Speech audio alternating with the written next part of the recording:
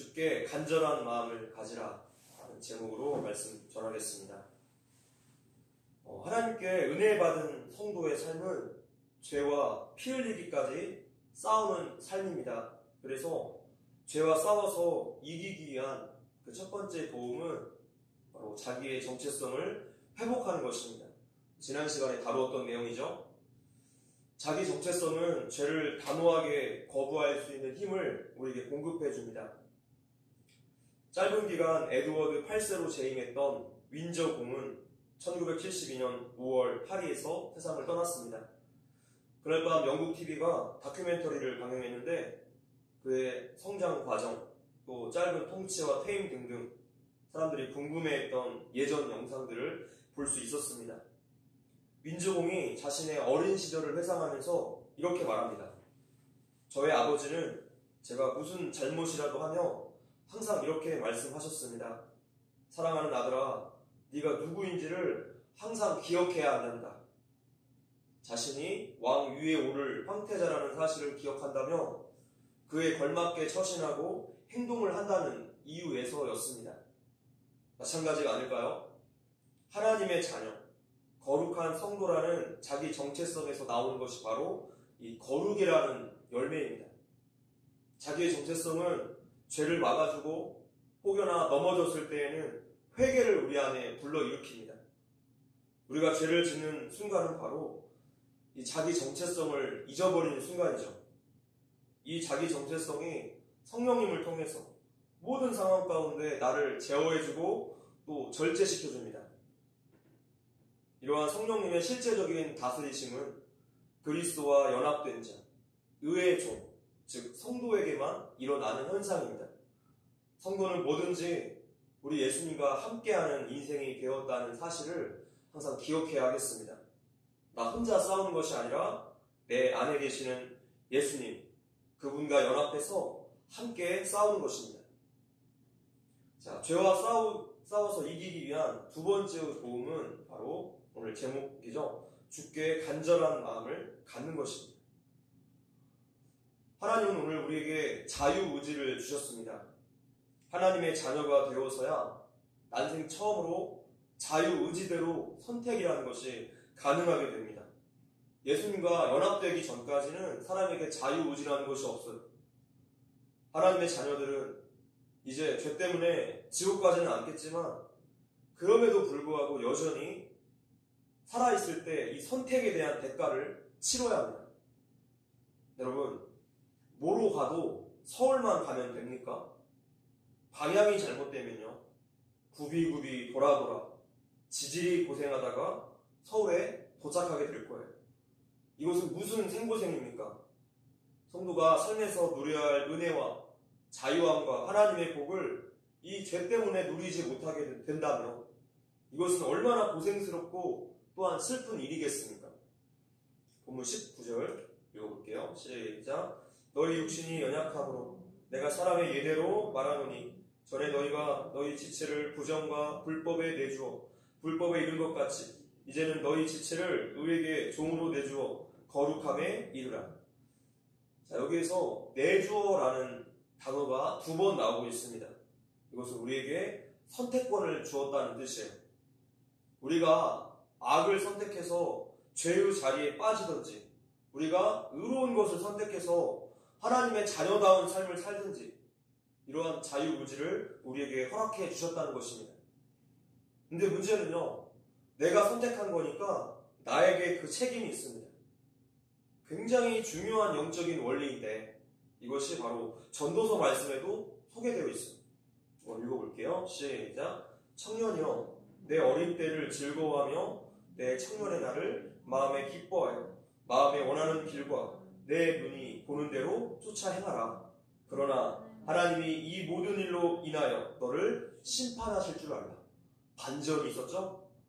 하나님이 이 놀라우신 인생을 마음껏 누리라고 허락해 주셨어요. 어떠한 제한도 없습니다. 모든 자유를 여러분들에게 주셨어요. 그런데 내가 선택한 것에 대한 책임도 내가 져야 한다고 말씀하세요. 우리의 경각심을 일깨워주는 말씀입니다. 분별하고 깨어있으라는 말씀이에요. 본문 16절 봅시다. 시작. 너희 자신을 종으로 내주어 누구에게 순종하든지 그 순종함을 받는 자의 종이 되는 줄을 너희가 알지 못하느냐? 혹은 죄의 종으로 사망에 이르고 혹은 순종의 종으로 의에 이르느니라. 우리가 선택했지만 도리어 우리가 그것에 영향을 받는다는 거예요. 오늘 우리는 누구의 영향을 받고 있습니까? 바로 그것이 우리가 선택한 거예요. 처음에는 내가 술을 마시고, 다음에는 술이 술을 마시고, 그 다음에는 술이 나를 마신다 라는 말이 있습니다. 내가 술을 선택했더니 결국 내가 술의 지배를 받게 되었다는 뜻입니다. 자, 이것은 죄의 문제도 똑같이 나타납니다. 탈무드에 이런 말이 있습니다. 죄악은 처음에는 손님처럼 겸손하지만 그대로 두면 주인 행세를 한다. 죄의 유혹이 너무나 달콤하고 끊을 수 없는 매력으로 다가온다는 것이죠. 그러나 내가 그것을 선택하는 순간 그 죄가 나에게 이제 주인 노릇을 하려고 합니다. 요즘 나는 어디로 끌려다니고 있습니까? 어디에 마음 빼앗겨 있습니까? 그것은 바로 내가 선택한 거예요. 많은 사람들이 쾌락적이고 성적인 죄악, 동성애, 마약을 선택했더니 이 시대 가정이 붕괴되고 권위가 무너지고 윤리 도덕이 파괴되는 결과로 나타났습니다. 조금 전에 우리가 읽었던 이 전도서의 말씀이 실제로 삶에서 이루어지는 거예요. 마음에 기뻐하여 마음에 원하는 길과 내 눈이 보는 대로 쫓아 행하라. 그러나 하나님이 이 모든 일로 인하여 너를 심판하실 줄 알라. 우리는 내가 선택한 것에 대한 그 결과를 두려워할 줄 알아야 합니다. 결국에 죄는 죄를 짓는 사람에게 주인이 될 수밖에 없습니다. 할부가 됐든지 일시불이든지 죄가 지불하는 대가는 반드시 사망입니다. 그래서 그 죄 때문에 우리 예수님이 죽으셔야 했어요. 죄와 의는 성장하는 과정이 매우 비슷합니다. 두 상태 모두 발전하면서 성장을 하는 거지 그대로 가만히 있지 않아요. 죄를 선택하면 점점 더 타락합니다. 타락이 가속화돼요. 하나님의 법에 따르지 않으면 내 안에 사망이 일하기 시작합니다. 그래서 이기심과 정욕, 괴로움, 교만, 물질주의, 근심과 충동, 두려움의 노예가 되어가는 것이죠. 많은 죄들이 있지만 죄를 선택했을 때 나타나는 공통점이 있어요. 죄는 어떤 것이든지 그 삶을 반드시 망가뜨린다는 것입니다. 의도 똑같은 방식으로 성장해요. 19절의 말씀처럼 너희 지체를 의에게 종으로 내주어 거룩함에 이르라. 우리가 의를 따라서 행동하며 우리의 인격과 우리의 의지도 경건함과 의로움의 습관을 따라서 삶이 만들어져 갑니다. 하나님 말씀에 순종하는 사람은 성령의 열매 안에서 성장하게 되고 사랑과 기쁨과 절제력, 온유와 겸손, 친절함이 그 삶에 풍성해져서 지금 당장에 그 유익을 누릴 뿐만이 아니라 그 유익을 영원히 누리게 됩니다. 곧 영생이죠. 결국 우리의 이 자유의지, 선택, 또 우리의 마음이 문제예요. 누구에게 순종을 하느냐, 바로 여기에 달려 있습니다. 오늘 본문 17절 말씀에도 교훈의 본을 마음으로 순종하여 라고 말씀하고 있어요. 우리에게 주어진 자유의지를 가지고 진정으로 하나님의 종이 되려고 하며 그때 성령님이 우리를 도와주세요. 우리가 마음에 갈망하는 만큼 하나님의 뜻대로 살 수 있도록 도와주세요. 우리가 예배를 드리고 또 큐티를 하고 기도와 봉사를 하는 것이 힘들어서 못하는 게 아닙니다. 사실 할 마음이 없어서 그래요. 우리가 왜 죄를 짓고 왜 불순종합니까? 마음이 없어서 그렇습니다. 그 마음에 하나님 부기를 싫어하기 때문이에요. 그때가 바로 죄로 넘어지는 때이죠. 예수님께서 마태복음 7장 13절 14절에서 예수님을 따라 살아가는 삶은 좁은 문으로 들어가는 삶이라고 말씀하셨어요.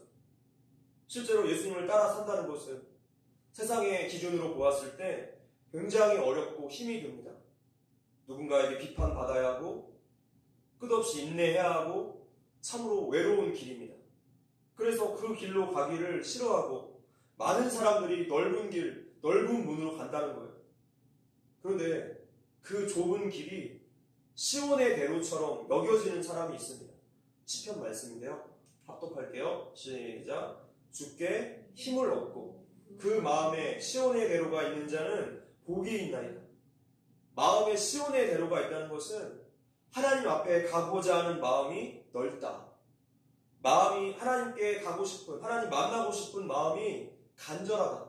그 갈망이 크다는 뜻이에요. 그러한 마음이, 그 열망이 우리에게 있어야지 우리가 순종할 수 있습니다. 하나님의 뜻대로 살고 싶고 하나님의 종이 되고 의의 종이 되고 싶은 사람에게 그 길은 시온의 대로가 된다는 것입니다. 한 목사님이 일본에서 목회를 하시는데 이제 일본에 있는 타교회에 가서 설교를 하셨어요. 예배 중에 남성 중창단의 그 특송 순서가 있었다고 합니다. 그런데 특송을 하러 나온 3명의 남자들을 보고는 아주 깜짝 놀랐어요. 그들이 바로 야쿠자의 모습을 하고 있었기 때문입니다. 큰 체구에 걸어 나오는 자세나 또 입고 있는 그 라운드 티나 팔과 목에 있는 문신들 참으로 보기에 위압적이었습니다. 근데 찬양이 시작되자 그들의 그 아름답고 은혜로운 목소리에 또 한 번 놀랐습니다. 너무나 감동을 받았어요. 눈을 감으면 은혜가 되고 눈을 뜨면 시험이 들었대요. 이제 찬양을 다 마치고 그중 한 사람이 짧은 간증을 시작합니다. 우리에게는 3가지의 공통점이 있습니다. 하나는 우리가 다 야쿠자였다는 사실입니다. 또 한 가지는 우리들의 아내가 한국 사람이라는 사실입니다. 그들은 예수님을 잘 믿었고 남편인 우리를 위해서 금식하고 기도했고 결국에 우리 3사람이 모두 예수님을 믿게 되었습니다. 그리고 3번째 공통점은 이라고 하면서 그 3사람이 모두 다 왼손을 앞으로 펼쳤을 때 사람들이 깜짝 놀랐어요. 3사람 모두 다 새끼손가락이 없었기 때문에.